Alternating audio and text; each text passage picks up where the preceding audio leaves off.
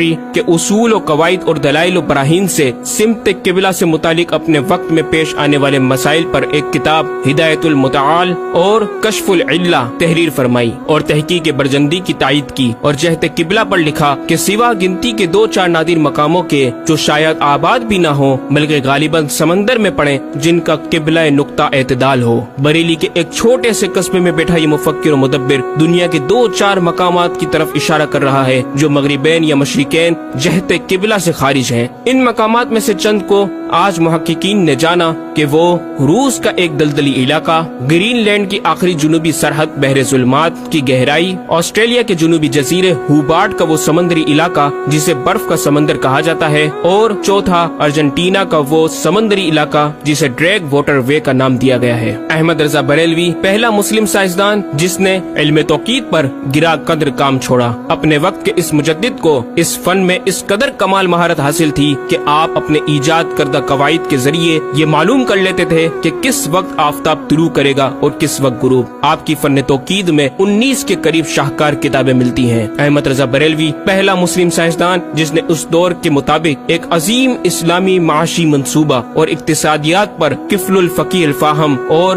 تدبیر فلاح و نجات تحریر فرمائی، اور مزید رسائل و نکات اکنامک کانسیپٹس کی تحریر کیے جو 100 سال بعد آج بھی اور آئندہ کئی صدیوں تک کارآمد ثابت ہو سکیں گے۔ احمد رضا بریلوی پہلا مسلم سائنسدان جس نے آج سے کئی سال قبل ایک جامع و پر اثر تعلیمی منصوبہ پیش کیا۔ آپ نے ایجوکیشن اینڈ ریسرچ سسٹم متعارف کروایا جس میں تعلیمی سسٹم پر آپ کا 10 نکاتی ایجنڈا آب زر سے لکھنے کے قابل ہے، ایک کاش کہ ہم تکمیل بھی کر دیں۔ احمد رضا بریلوی پہلا مسلم سائنسدان جس نے انعطاف نور ریفلیکشن آف لائٹ کی تھیوری کی وضاحت پریکٹیکل کے ذریعے اس وقت فرمائی جب علی گڑھ یونیورسٹی کے وائس چانسلر جناب ڈاکٹر سر ضیاء الدین احمد نے امام کی چوکھٹ کو دستک دے کر دریافت کیا کہ حضور اس کا کیا سبب ہے کہ آفتاب حقیقتاً طلوع نہیں ہوا مگر ایسا معلوم ہوتا ہے کہ طلوع ہو گیا۔ محلہ سوداگران کی چھوٹی سی گلی میں رہائش پذیر دین کے اس امام نے ڈاکٹر سر ضیاء الدین کو انعطاف نور ریفلیکشن آف لائٹ کے تعلق سے پریکٹیکل و تجربہ کے ذریعے ایسی رہنمائی فرمائی کہ ڈاکٹر صاحب نے اس بات کا اعتراف کیا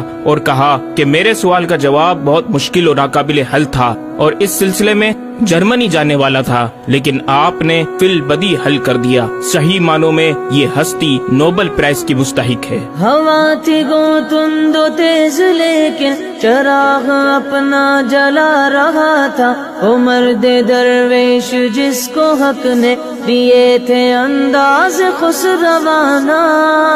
احمد رضا بریلوی پہلا مسلم سائنسدان جس نے 14ویں صدی کا سب سے بڑا فقہی انسائکلوپیڈیا العطایہ النبویہ فی الفتاوی الرضویہ معروف بہ فتاوی رضویہ جہازی سائز کی 12 ضخیم جلدوں پر محیط عالم اسلام کے لیے لکھ چھوڑا۔ احمد رضا بریلوی پہلا مسلم سائنسدان جس میں علم عروض میں بیش بہا خزانہ حمد باری تعالی، مدح خیر الانام، مناقب، تاریخ قطعات کے علاوہ دیگر علوم و فنون پر بھی اشعار لکھ کر شاعری کو فروغ دیا۔ احمد رضا بریلوی پہلا مسلم سائنسدان جس کی تحقیقی خدمات پر کثرت سے ایم فل اور پی ایچ ڈی مقالات لکھے گئے اور ان پر محققین نے اعلیٰ ڈگریاں حاصل کی۔ اسلامیہ کالج لاہور کے پروفیسر مولوی حاکم علی BA نے امام اہل سنت سے زمین کی گردش سے متعلق سوال میں آپ کو کچھ اس طرح مخاطب کیا کہ غریب نواز کرم فرما کر میرے ساتھ متفق ہو جاؤ تو پھر انشاءاللہ تعالی سائنس کو اور سائنسدانوں کو مسلمان کیا ہوا پاؤ۔ جواب میں آپ نے ایک تحقیقی کتاب نزول آیات فرقان تحریر فرمائی اور اختتام پر پروفیسر صاحب سے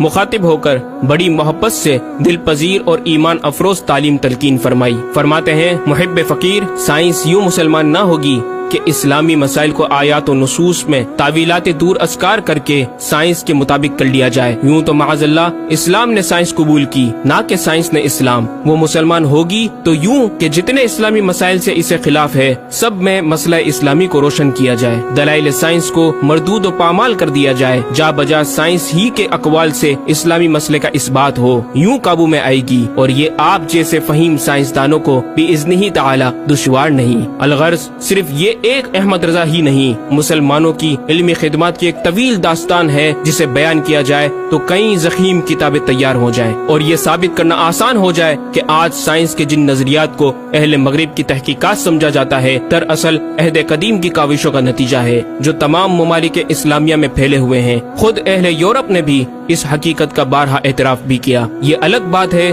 کہ ہم مسلمان اپنے ورثے کو بھلا بیٹھے اور اپنی ہی چیزوں کو دوسروں سے مستعار سمجھنے لگے۔ شاعر مشرق ڈاکٹر اقبال نے کس دکھ کے ساتھ اس طرف اشارہ کیا، مگر وہ علم کے موتی کتابیں اپنے آبا کی، جو دیکھیں ان کو یورپ میں تو دل ہوتا ہے سی پارا۔ ناظرین کرام،